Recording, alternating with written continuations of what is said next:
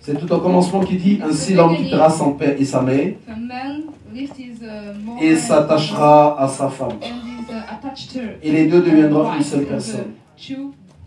Aujourd'hui, Dieu a accompli cela. Et aussi longtemps que nous vivrons, aussi longtemps que nous aurons le souffle, nous allons combattre les forces d'opposition au mariage et nous allons continuer de les vaincre. Quand tu es marié, on doit sentir que ton visage a changé parce que c'est tellement bien. Dès le premier jour, dès la mairie, j'ai vu le visage de Marvin qui a changé. Le visage de Josiane qui a changé. Je l'ai vu. Ça a changé. Aussitôt, je dis waouh. Qu'est-ce que c'est beau le mariage. Celui qui a trouvé une femme a trouvé quoi? La parole de Dieu pouvait nous dire que celui qui a trouvé une femme a trouvé l'argent. Ou celui qui a trouvé l'argent a trouvé le bonheur. Celui qui a trouvé une femme. Ça veut dire que dans le mariage, c'est là qu'est caché le bonheur. Alors que le Seigneur bénisse encore l'Église et bénisse aussi cet engagement qui a été pris en ce jour par la sœur Josiane et le frère Marvin. Nous les bénissons dans le nom de Jésus-Christ de Nazareth. Réfléchis. Les Bibles des mariés qui sont ici. Non, mais ils se sont mariés. Il faut qu'ils les reçoivent. Vous qu'on ait pris pour eux, ça va les permettre de lire la parole de Dieu. Sois très énervé au tréfonds de toi en disant je dois me marier. Cette Bible-là, en fait, c'est une identité. Tous ceux qui sont mariés, en ce lieu,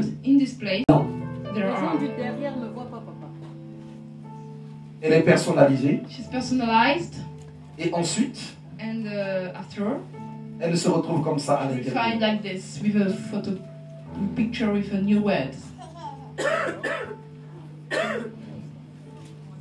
Rien que cette Bible-là, les maris de nuit, les femmes de nuit tremblent. Escape and check out. We see escape of truth. Alléluia. Alléluia. Amen.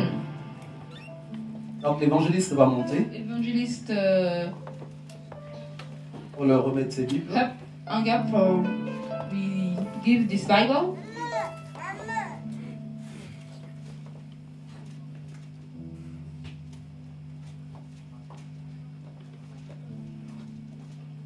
Non, aujourd'hui, non, donne celle de Josiane à Marvin. No. Give them to Josiane to Marvin. Et donne celle de Marvin à Josiane. And give this to Marvin. 1 Samuel 16. L'Éternel dit à Samuel, quand cesseras-tu de pleurer sur Saoul? Je l'ai rejeté afin qu'il ne règne plus sur Israël. Remplis ta corne d'huile et va, je t'enverrai chez Isaïe. Bethlémite, car j'ai vu parmi ses fils celui que je désire pour roi. En rentrant dans ces chapitres, vous allez peut-être vous poser la question pourquoi nous allons lire ce genre de chapitre alors que c'est peut-être du mariage qu'on devait parler. Mais vous allez comprendre après pourquoi Dieu nous conduit là. Samuel dit, comment irai-je? Saoul l'apprendra et il me tuera. Et l'Éternel dit, tu emmèneras avec toi une génisse et tu diras, je viens pour offrir un sacrifice à l'Éternel. Tu inviteras Isaïe au sacrifice.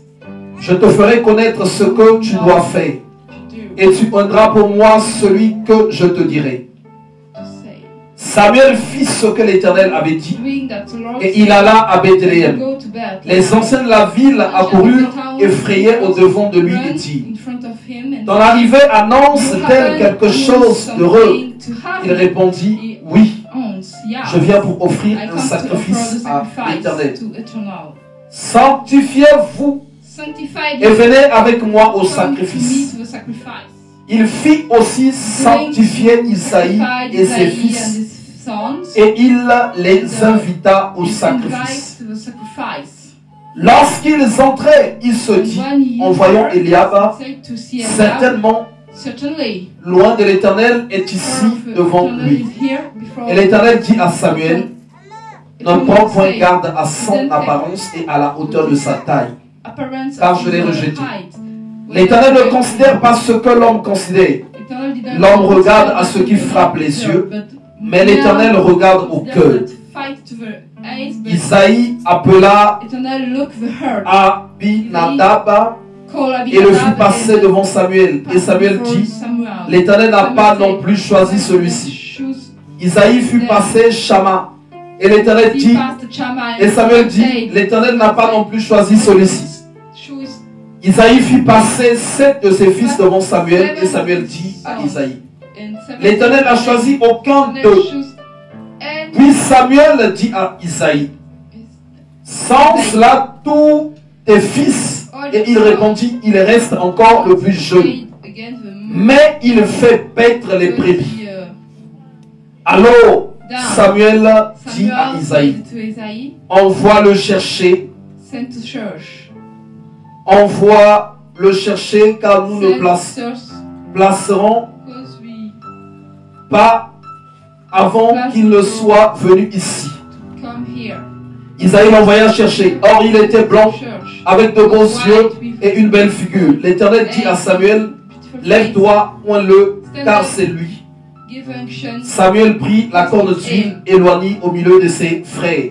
L'Esprit de l'Éternel saisit David à partir de ce jour et dans la suite. Samuel se leva et s'en alla à Rama. Amen. Alors, quand Dieu avait rejeté Saoul, il fallait qu'il y ait un nouveau roi qui soit établi en Israël. Mais pour que le roi soit établi, il fallait que le prophète parte sur ordre de Dieu pour aller oindre. Et Dieu va donner des précisions en disant au prophète, va dans la maison de cet homme-là que je t'indiquerai pour oindre un de ses enfants. Cet homme s'appelait Isaïe. Alors, quand il va s'y rendre, il va déjà voir le premier enfant de cet homme. Quand vous allez étudier ces enfants-là, ils avaient un certain rang dans la société. Celui qui va voir en premier, c'était un cadre, c'est ce qu'on va dire. Il était dans l'armée. Il avait assurément des responsabilités. C'est des gens qui travaillaient pour la nation. Et donc, le prophète va être tenté en disant, assurément, c'est lui le oint de l'Éternel. Assurément, c'est lui la personne qu'il faut établir. Mais Dieu va lui dire, non, ce n'est pas celui-là. Parce que l'Éternel regarde au cœur, mais l'être humain voit à ce qui frappe aux yeux. Donc, quand le prophète a vu celui-là et a dit, c'est certainement lui, parce que le prophète avait regardé sa position sociale, avait regardé ce qu'il était. Mais cependant, Dieu n'avait pas besoin de regarder ça, parce que ça, c'est les choses auxquelles l'homme est sensible. Alors, pendant qu'ils vont faire passer tous les enfants d'Isaïe, aucun d'eux ne va être choisi, et le prophète va demander s'il n'y avait pas un autre enfant. La parole de Dieu dit, et il répondit, il reste encore le plus jeune. Il reste encore le plus jeune. Mais il fait paître les brebis. Il fait paître les brebis. C'était le plus jeune. Il faisait paître ses brebis, les brebis, mais pas ses brebis à lui, les brebis de son père. Alors, Dieu va dire, le prophète va dire, c'est certainement lui que Dieu veut que je puisse oindre. Il va dire, appelez-le, emmenez-le, afin que je le oigne. Et le prophète va le oindre. À partir de ce jour, finalement, la vie de David va changer parce que l'Esprit de Dieu l'avait saisi. Alors, si on regarde bien ces chapitres-là, on voit que Dieu ne l'avait pas pris par hasard. Dieu, il a des critères aussi de sélection. Dieu a sa manière de choisir. L'homme a sa manière de penser. L'homme a sa manière de voir les choses. Voilà pourquoi quand on vient à Dieu, la parole de Dieu déclare, soyez transformés par le renouvellement de l'intelligence. On a notre intelligence d'avant. On a notre manière de juger. On a notre manière de penser. Mais quand on vient à Dieu, ce que Dieu demande, c'est qu'on puisse apprendre maintenant à rentrer dans sa manière. Et même tout ennemi, le prophète s'est trompé. Mais finalement, Dieu va choisir le plus jeune. Mais le plus jeune avait quelque chose. Les gens, souvent en lisant, ils ne font pas attention. Pourquoi David avait été choisi? Pourquoi David avait été choisi?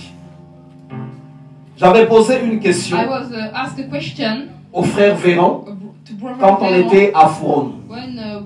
Je lui ai posé une question. J'ai dit, frère Véran, imagine un peu aujourd'hui, si ta fille est en train de se marier, quelle sera ta position?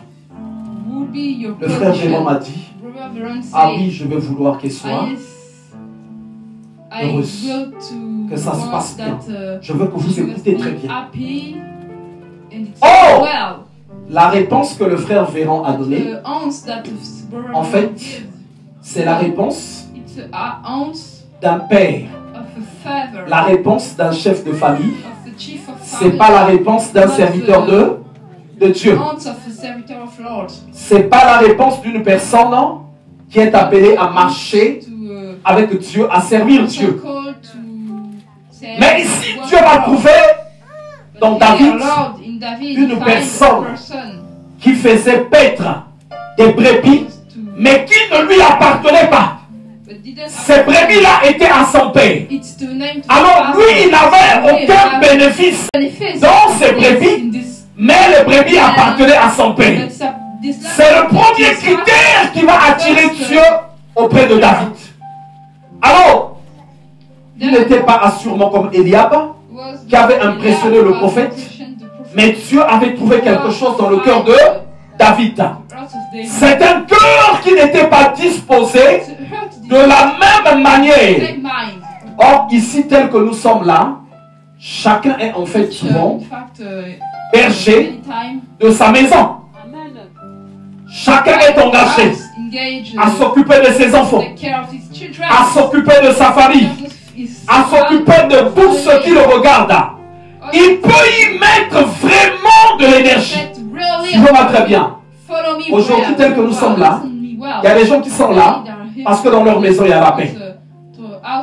Parce que dans leur maison, il y a la paix. Parce que dans leur maison, personne n'est malade. Parce que dans leur maison, le tout se passe bien. Mais celui qui a un cœur de berger, lui, il va plutôt se préoccuper en fait des brebis dont il a la charge. Alors, les autres enfants, dans leur caractère, c'est des personnes pourtant qui avaient des postes, qui travaillaient, mais c'est des gens qui vivaient pour eux-mêmes. Alors, ils ne pouvaient pas marcher avec Dieu.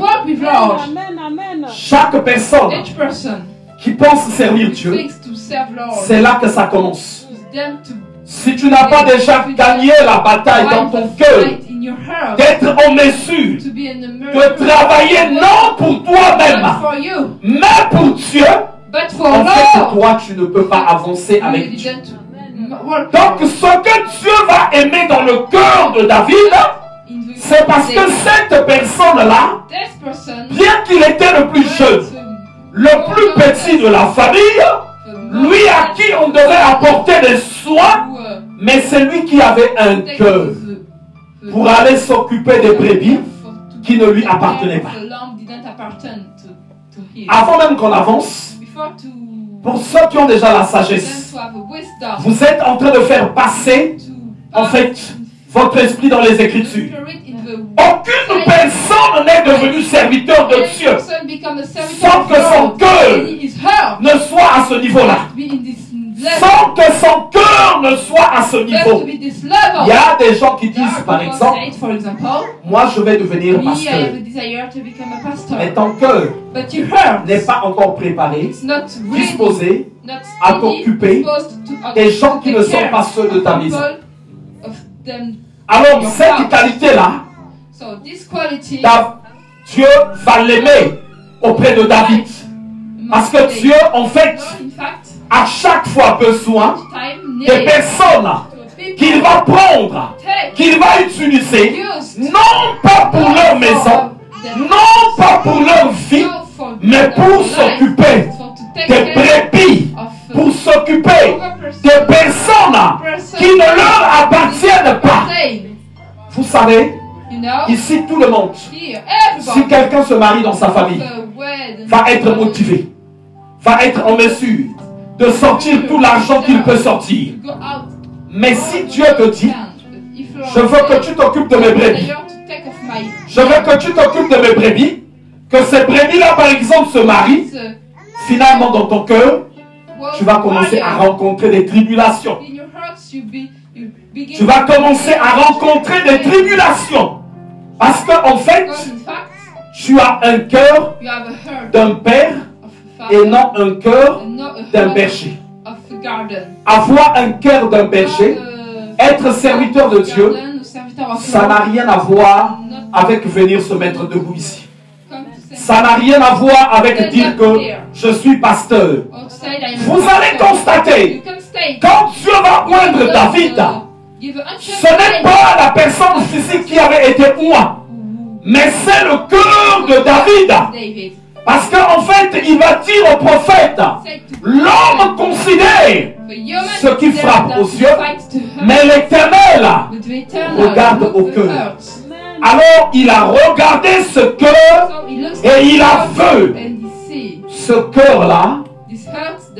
C'est un cœur qui peut être préoccupé des situations, non de sa maison, mais des situations là où il s'agit de moi, des brebis qui ne lui appartiennent pas. 1 Samuel 9, quelqu'un peut lire le verset 1 à 6.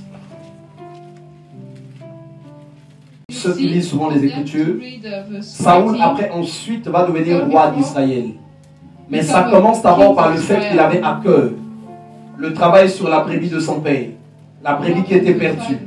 Donc vous allez constater chez toutes ces personnes-là, c'est des gens dont leur esprit était disposé à travailler, à prendre soin en fait des brebis, mais ce n'était pas leur brebis. On va dans Ézéchiel 34, Ézéchiel 34, je vais lire au nom du Seigneur, à partir du verset 1. La parole éternelle me fut adressée en ce mot. Fils de l'homme, prophétise contre les bergers d'Israël. Donc ici, ce n'est pas l'homme qui est en train de parler, mais c'est Dieu qui est en train de parler. Cette parole ici, aujourd'hui, elle va nous aider, parce qu'il y a des personnes, de fois au milieu de nous, qui aspirent à ça. Mais en fait, devenir serviteur de Dieu, servir Dieu, c'est différent de se servir soi-même. Il y a des gens qui se servent eux-mêmes, mais en fait qui se déclarent être serviteurs de Dieu. Quand tu deviens serviteur de Dieu, en fait Dieu va voir dans ton cœur, est-ce que toi, tu peux même être capable de brûler même ton carburant pour aller prier pour quelqu'un qui n'est pas de ta famille? Est-ce que tu peux être capable d'avoir faim, mais simplement pour une personne qui n'est pas de ta maison? Et là, en fait, Dieu regarde le cœur. Fils de l'homme, prophétise contre les bergers d'Israël. Prophétise et dis leur aux bergers. Ainsi parle le Seigneur l'Éternel. Malheur aux bergers d'Israël qui se paissent eux-mêmes. Vous voyez bien? On nous dit malheur à ceux qui se paissent eux-mêmes. Donc une personne qui a un cœur de berger n'est pas une personne qui est appelée à se paître à lui-même. Mais le père, mais la mère c'est tout à fait normal qu'il puisse se paître lui-même, ou c'est tout à fait normal qu'il puisse en fait prendre soin de sa maison. Là, on ne parle pas d'un berger, mais on est en train de parler d'un père ou on est en train de parler d'une mère. Dans ce message, je veux m'adresser par exemple au superviseur. Vous aspirez à ça. On a le frère Véran, on a le frère Georges, on a la sœur Clavie, on a la sœur Stella, on a l'ancienne Dorothée. Tous ceux qui font superviseur. En fait, Dieu, ce qu'il va regarder en vous, c'est votre cœur. Je peux être là tous les jours. Mais même moi qui suis en train de conduire, il faut que je vois ça en toi. Si je n'ai pas vu ça en toi, un cœur qui est disposé à pouvoir travailler pour le salut des autres. En fait, même si je t'établis un jour, je n'ai rien fait. J'ai fait ce qu'on appelle la complaisance. Parce que quand on va lire dans quelques versets que nous allons voir, il n'y a aucune personne dans la Bible qui est devenue serviteur de Dieu sans d'abord qu'il ne soit en train de s'occuper des brebis qui ne lui appartiennent pas. Nous avons par exemple un grand ministère comme celui de Moïse. Avant qu'il ne rencontre Dieu, que nous dit la parole de Dieu, Moïse faisait quoi? Il faisait paître le troupeau de son beau-père. Il faisait paître le troupeau de son beau-père. Donc le cœur de cette personne-là était disposé à s'occuper des brebis, mais pas ses propres brebis. Et quand vous allez voir dans le ministère de Moïse, est-ce que quelqu'un peut me montrer où étaient les enfants de Moïse? Les enfants de Moïse étaient effacés. Ils s'étaient effacés. Parce que Moïse, je me suis bien frère Véran, le pasteur qui a son cœur que sur ses enfants, il n'a pas de cœur sur ceux qu'il conduit. En fait, il a déjà échoué. Et c'est là où moi, étant serviteur de Dieu, je suis appelé à vous enseigner à connaître Dieu. À connaître Dieu. Quand les gens sont habitués à prendre soin d'eux-mêmes, mais quand tu veux marcher avec Dieu, Dieu va commencer à te montrer ses brebis. Est-ce que ton cœur à toi peut être en mesure de s'occuper des brebis de l'Éternel? Est-ce que ton cœur à toi peut être en mesure de s'occuper des brebis de l'Éternel? Est-ce que ton cœur à toi peut être le cœur d'un sacrificateur? Peut-être le cœur d'un berger. Et c'est là d'abord que ça se joue. Voilà pourquoi servir Dieu, en fait, ce n'est pas un luxe. Et ça ne serait jamais un luxe. Quand tu sers Dieu, en fait, tu deviens serviteur de Dieu pour les autres. Alors, toi-même, il va falloir que tu souffres, que tu endures. Parce que la priorité qu'il y a maintenant, c'est en fait s'occuper des brebis de l'Éternel. Ainsi parle le Seigneur, l'Éternel. Malheur aux bergers d'Israël qui se paissent eux-mêmes. Les bergers ne devraient-ils pas paître le troupeau? Est-ce que vous lisez? Les bergers ne devraient-ils pas paître le troupeau? Parce que en fait, tous ceux qui sont bergers, leur souci à eux, c'est de paître le troupeau. Mais quand nous arrivons dans l'église, j'entends souvent tout le monde dire: moi je suis sacrificateur, moi je suis serviteur de Dieu. Je vous dis, vos nombres de versets ne suffisent pas pour t'appeler serviteur de Dieu. Si tu as même 800 versets, si ton cœur n'est pas en mesure de porter les brebis de l'Éternel, tous tes versets là sont caducs. Dieu ne va pas avoir de cas sur toi.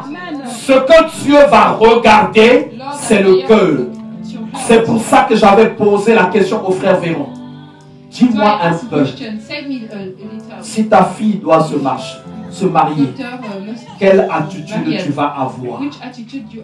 Il m'a dit, waouh, je vais vouloir que ça soit réussi. Maintenant, Dieu aussi va regarder dans l'église. Qui a ce cœur-là, qui aura le souci qu'un mariage de mon enfant puisse réussir. Mais si c'est celui de ta fille, ou de ta nièce, ou de ton cousin, tu ne poseras pas trop de questions. Tu vas être automatiquement engagé. Tu vas être automatiquement engagé. Mais pendant que tu aspires à servir Dieu, Dieu va regarder l'état de ton cœur. Il va regarder l'état de ton cœur. Pourquoi j'ai posé cette question au frère Véran? Parce que généralement, si c'est deux fois un frère ou une sœur de l'église, tu peux deux fois murmurer pour rentrer dedans. Mais tu ne sais pas que dans le spirituel, il y a des conditions. Celui qui va voir chez un féticheur, les esprits de fétiche ont des conditions. Mais l'esprit de Dieu, il a des conditions qui sont tellement bien légères. Ceux qui partent chez les féticheurs, ceux qui partent chez les marabouts, deux fois à 2h, 3h du matin, ils doivent être dehors nus. Deux fois dans des heures bizarres, ils doivent rentrer dans des forêts. Ils doivent faire des imprécations. Mais quand tu viens chez Dieu, il va te dire des choses. Et si tu ne fais pas attention, ça va être difficile. Alors aujourd'hui, je donne ce message parce qu'en ce lieu, nous voulons former des serviteurs de Dieu. Alors, ce que je vais vous dire, c'est que le cœur du père, le cœur de la mère, n'a rien à voir avec le cœur du berger. Et donc, même moi étant serviteur de Dieu qui suis en train de conduire, je vais regarder aussi comment réagit le cœur de tout un chacun. Je dis, malheur aux bergers d'Israël qui se paissent eux-mêmes. Les bergers ne devraient-ils pas paître le troupeau? Vous avez mangé la graisse. Vous vous êtes vêtus avec la laine. Vous avez tué ce qui était gras. Vous n'avez point fait paître les brebis. En fait, chaque chose que nous avons, que ce soit nos finances, que ce soit notre force, que ce soit notre énergie, en fait, on ne se rend pas compte, nous n'avons rien. Nous n'avons rien. C'est le jour où un malheur t'arrive. Moi, j'ai vu les gens dans tous les états. Ceux qui sont en train de mourir. Ceux qui sont en train de pourrir malgré leur argent. J'en ai vu. C'est là que la personne réalise, en fait, tout ce qu'il obtient n'est que grâce. Et Dieu attend quelque chose de lui. Nous qui pensons, nous qui disons que nous allons servir Dieu, il faut qu'on comprenne que le premier travail commence à se faire au niveau de notre cœur. C'est là que commence le premier travail. Vous n'avez pas fortifié celle qui était faible. Regardez ce que Dieu dit au berger. Vous n'avez pas fortifié. Aujourd'hui, je parle comme ça à l'église. Parce que moi, je connais. Je connais les enfants de Dieu. Et ils n'aiment pas souvent qu'on leur dise la vérité. Une personne qui va se marier, je ne connais pas quelle faiblesse qu'elle a. Mais dans ton esprit, tout de suite, ce que tu vas penser, ah mais lui, il est en train de se marier. Il n'a pas pris le temps de se préparer. Tu connais les batailles du mariage, quoi. Parce que quand tu veux servir Dieu, il faut que tu saches que beaucoup de choses que Dieu va te donner, Dieu va être exigeant. Il va vouloir que tu soutiennes les autres. Celui dans le cœur dit, ah, moi non. Ça veut dire que tu ne vas pas être compté parmi les serviteurs de Dieu. Si tu deviens serviteur de Dieu, tu ne seras qu'un seul serviteur de Dieu, un voleur. Ça sera un serviteur de Dieu voleur. Il n'y a que ça qui se fera. Parce que Dieu attend de ceux qui ont le cœur de servir Dieu, d'avoir le souci des répits. Voilà pourquoi quand on va continuer dans Ésaïe 50, Ézéchiel 34, pardon. Je suis au verset 4. Vous n'avez pas fortifié celle qui était faible, guéri celle qui était malade, pensez celle qui était blessée. Vous n'avez pas ramené celle qui s'égarait, cherché celle qui était perdue, mais vous les avez dominées avec violence et avec dureté. Elles se sont dispersées parce qu'elles n'avaient point de berger. Elles sont devenues la proie de toutes les bêtes des champs. Elles se sont dispersées. Ces jours-ci, j'ai beaucoup parlé un peu de ça. Comment est-ce que l'Église doit être debout? En fait, pour soutenir les hommes. En fait, un berger. Quand Dieu t'appelle, quand tu dois servir Dieu, il faut que ton cœur s'ouvre de cette manière. On ne lira peut-être pas tous les chapitres. Allez lire les chapitres de ceux qui ont marché avec Dieu. Ce que vous allez voir en premier lieu d'abord, ils s'occupaient des brebis qui ne leur appartenaient pas avant que Dieu ne les établisse. Je peux être dans cette maison 10 ans, 15 ans en train de servir Dieu. Si ton cœur n'est pas comme ça, je ferai ce qui viendra après toi être établi. Et je n'aurai pas, j'aimerais bénir la sœur Stella, qui a été vraiment engagée dans cette activité. C'est même pas toi que j'ai béni ton cœur. Je bénis ton cœur. Parce qu'on veut voir des cœurs de bergers au milieu de nous. Pas des cœurs des gens qui murmurent. Pas des cœurs. Servir Dieu, c'est recevoir le peuple de Dieu.